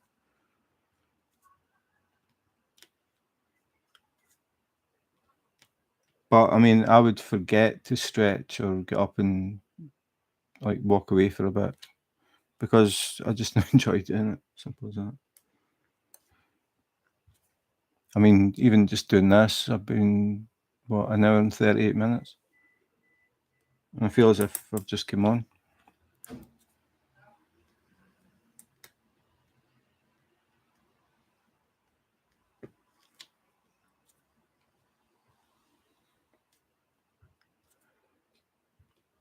So I'm sort of saying another week to finish this, but I think I'm sort of pushing it a bit because, like I said, I normally get up about 5 in the morning, so I tend to. Well, when I work, especially just now, I get up at 4:30 for work. But but if I get up at 5 at the weekends, I get up, make some tea, and come in here and sit and diamond paint. That's the good thing as well. It's quiet, so I can sit in here and diamond paint while everybody else sleeps, and I don't disturb anybody. So I can get maybe 2 or 3 hours where I'm just doing this. So as I said, a lot of it now is going to be checkerboard, so I'm hoping to get it done within a week. And then the big problem is, which one am I going to do next? Well, in fact, thinking about it, we had decided that the one that I was talking about, where we're both going to work on it at the same time, we're going to do that next. But Tammy's still working on Each Tree. I always forget the name of it. Each Tree Has a Soul. Is that right? She's still working on that. She doesn't diamond paint as much as me. So if she hasn't finished, I'll probably start a small one. And if she finishes and I haven't finished, she'll probably start a small one. But then we'll do that one together that we want to get done. It's another Diamond Art Club one. I had back pain after I'd taken an online stitching workshop. I realised that I'd been leaning in. Oh, yeah. Yeah, I think that's it. It's the fact that you don't have to say it. I'm trying to think, when I'm sitting doing this, I'm slightly leaning forward, but I'm not, because the table comes up at the top, I'm not leaning over as much as I would if it had been a flat table. I think that's what it is. Plus, the chair swivels. So I find when I'm sitting here, I tend to swivel the chair at times. And I think that helps as well, just the fact you're not sitting exactly in the same position. I think it's a combination of both. And I sit lower down. So my back isn't bending as much, I think. I think that makes sense.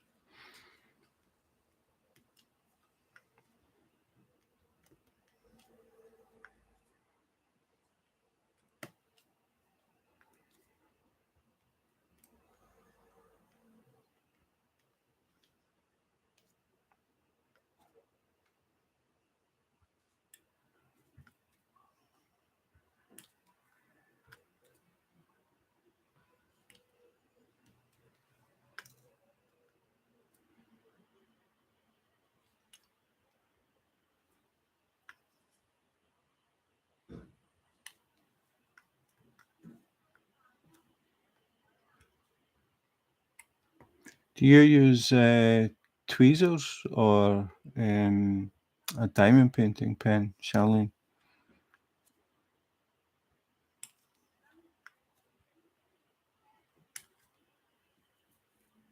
Yeah, I think the chair has a lot to do with it.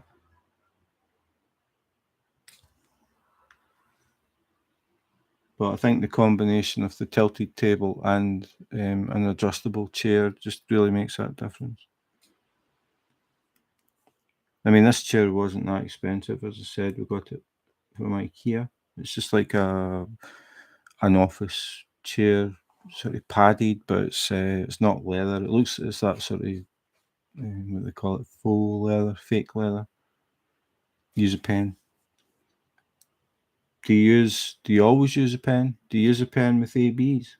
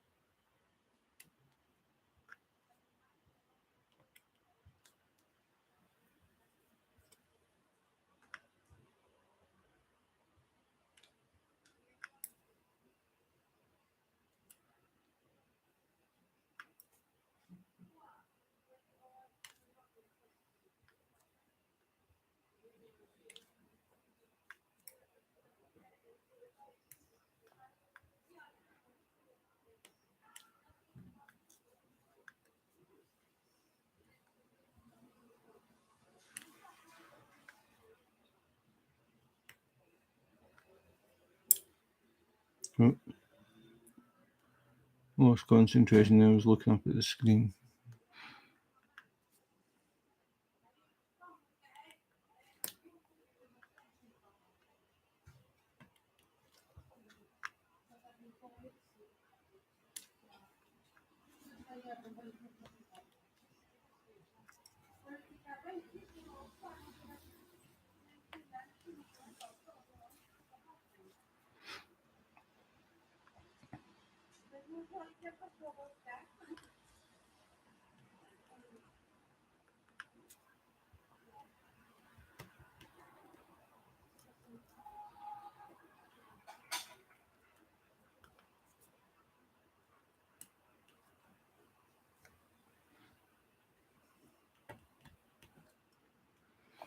Yes, I have a pen called the Pick Me Up pen that I use. Pick Me Up pen. It's got a different type of wax. Is that the ones with the wax cone? I've tried different pens. This is another one that I tried. This one you get like a little wax bullet that you put inside the pen. and then you turn this end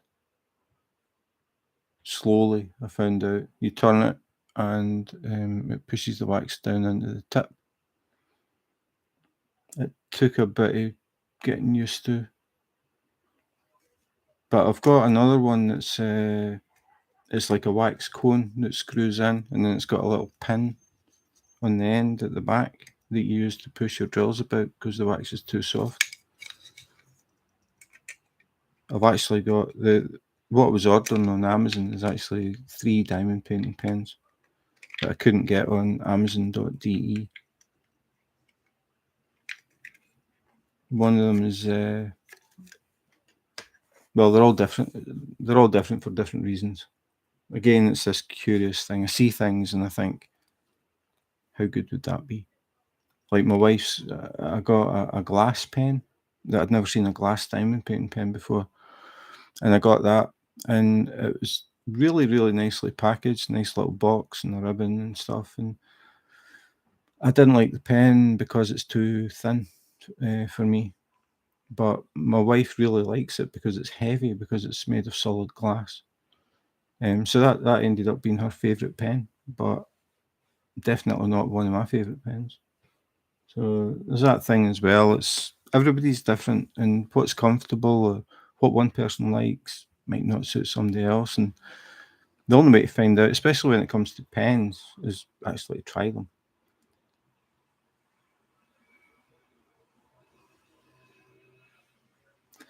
Is the pick me up pen, is that like a metal stick with some sort of sticky stuff on it? Somebody mentioned something to me before, and I meant to get one and I forgot about it. It's basically, it's not really a pen. It's yeah, I don't know what you call it, but I think it's meant for picking up beads and stuff and sequins and that type of thing.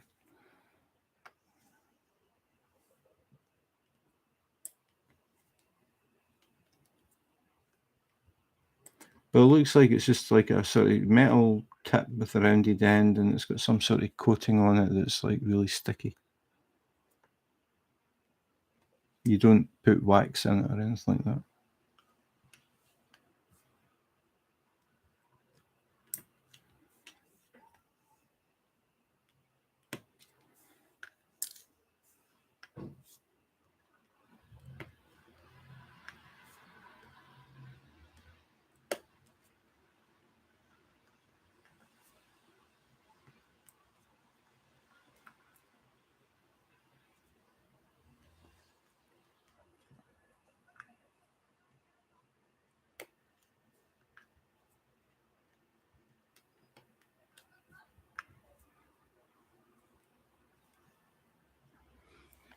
Plastic has wax that if you turn it too much. Yeah, that's what I did with this. I did an unboxing.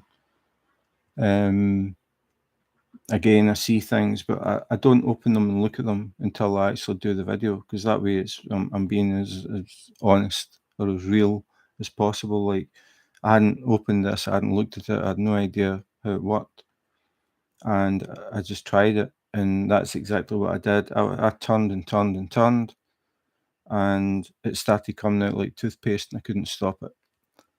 So I learned, and anybody that watched the video would have learned as well. So if they ever got one, hopefully they would say, "Oh yeah, I remember Jim tried this. You only turn it a tiny amount, because once it starts to go, you can't stop it."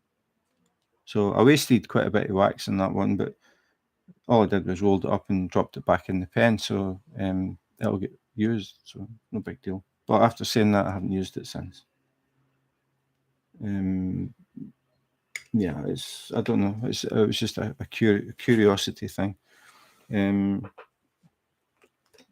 Spoke about this last time I was on, but this is my where are my camera lines? This is my favourite diamond painting pen, and it's because of the shape. This bulb, I find it extremely comfortable. because I just sit the pen between my fingers. I'm not squeezing it. It's just the weight of the pen. It's just it sits there, and then I sit my thumb on top of the ridge. So I'm not actually physically holding the pen to stop myself dropping it. And I found this. I keep going the wrong way. I just find this style the most comfortable for me. Not saying it would be for everybody, but and then I put the stainless steel tip in it. I like them. I like the design, like the look of it, basically. I like these tips better than just the standard push fit.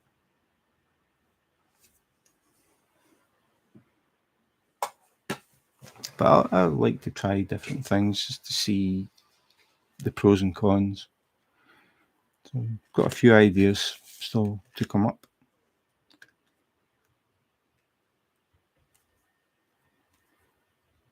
But I found that with square drills, I just prefer tweezers. I like the control I've got with them. I've always single placed. I never use multiplacers. I've never used a multiplacer. I don't want to use a multiplacer. I like to take time to do a diamond painting. I feel as if I'm getting my money's worth rather than hurrying through it.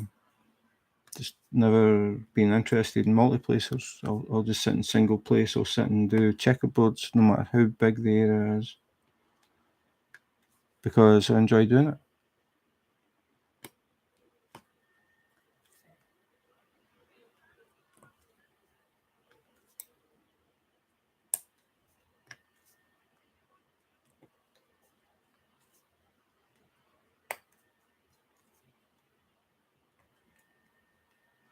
And I have tried a lot of pens. Again, just trying different designs, different styles, see how they feel. Taking a stab in the dark, I think I've maybe got some like 60 pens, something like that.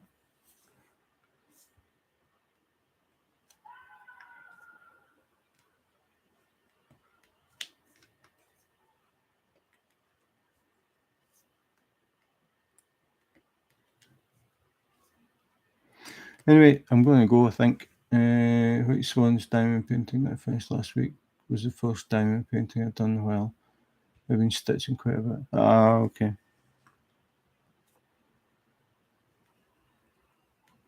Yeah, see, I've only, this is it. This is as far as craft. I don't know if you'd even call this a craft. As far as crafts and art and craft stuff is concerned, it's purely diamond painting. It's the only thing that I'm interested in. And my wife has said she is really surprised that I haven't got bored with it. But I think it's because of all the other things that I think about. Like I don't just get a diamond painting and just place drills and that's it. I think about things like why do people use that pen? Why do people use that wax? What's so good about this? And I just like to try them. So it keeps me interested in sort of different ways. I see these gadgets that come out that are meant to help, and I think, would that really work? So I get one and try it. Again, I've still got stuff that I've got sitting here that I haven't tried yet. I'll get around to it eventually. But again, it's just this natural curiosity that I've always had about everything.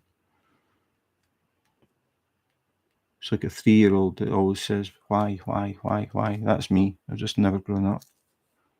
I just always want to know why.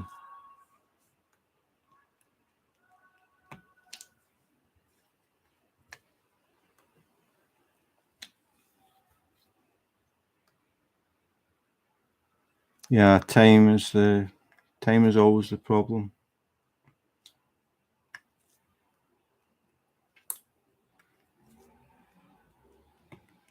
But I just think it's always nice to get at least a bit of time where you're relaxed and can just chill out and switch off. I think that's important.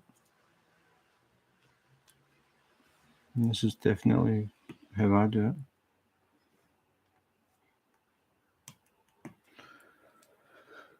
Okay, so nearly 2 hours. I think that's enough.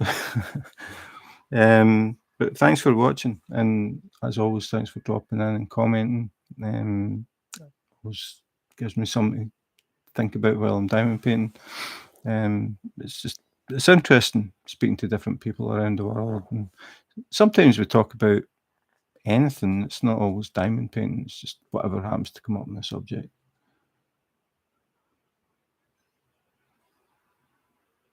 Yeah, it would be nice to get paid to do stuff. Yeah, but I think if doing that though, it adds other pressures, I think, because if you get commissioned to do a diamond painting, then you've got somebody who is waiting on you finishing that diamond painting, and they're paying you for it. So suddenly you're under a bit of pressure to meet a deadline, I would imagine. Like, you can't say, "I'll do that diamond painting for you, but I don't know how long it's gonna take me." You would have to give them a reasonable guesstimate, and then you'd have to stick to it. And then what happens if you're doing it and then you suddenly realize you're having problems with the drills, or you're having problems with the canvas or something, and then you're going to have to contact the company, ask for spare drills or whatever, and then that adds time. Um, I think it could take the relaxation side away. Yeah, that's what I'm thinking, but I suppose it depends how many you do. And I mean, if you were doing diamond paintings trying to make money, how many are you going to have to do to actually make any money? I mean, like, this is, what size is this? This is a 60 by 75. Then I'd be, say this was somebody wanted this, and then I've got somebody else wanting something else, and then somebody else wanting, say, an 80 by 100. That, I mean, working full time and fitting this in when I can, I mean, that's going to be a lot of pressure to get things done. But I mean, everybody's got different circumstances. Some people have more time that they could actually do it than others as well. But I'm just thinking that if anything goes wrong, then suddenly it puts pressure on. I mean, just having a deadline would be putting pressure on. I mean, things happen in life as well, things that you're not expecting, suddenly happen, and then the diamond painting stops. I mean, that happened to me in February this year. I had a stroke, totally out of the blue, at work, washing my hands, and I had a stroke, and I ended up in hospital and found out I had a blood clot in my brain. Yeah, things like that can happen. You would definitely make more money working full time. Definitely. I mean, if you did a diamond painting and you charge whatever you charge, and you actually work out how many hours, if you're talking about a big one, how many hours that took you, and calculated how much you're getting paid per hour, it would be peanuts, I'm sure, because people would not pay what would be a reasonable amount. I mean, I don't know if there is a minimum wage, um, but if there is a minimum wage and you worked it at that so many dollars an hour, and then calculated how many hours, I mean, my 80 by 100, that took me 202 hours. It's the only one I've timed. It took 202 hours. So that's 202 hours at what? I don't know, $10 an hour is a number. So there's what, $2,000? Is anybody going to pay $2,000 for a diamond painting?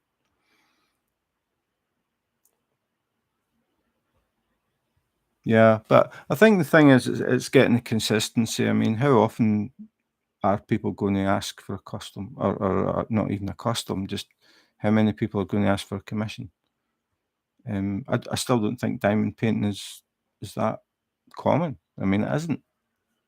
I mean, if you tell people that you diamond paint, the vast majority of people are just going to look at you, not a clue.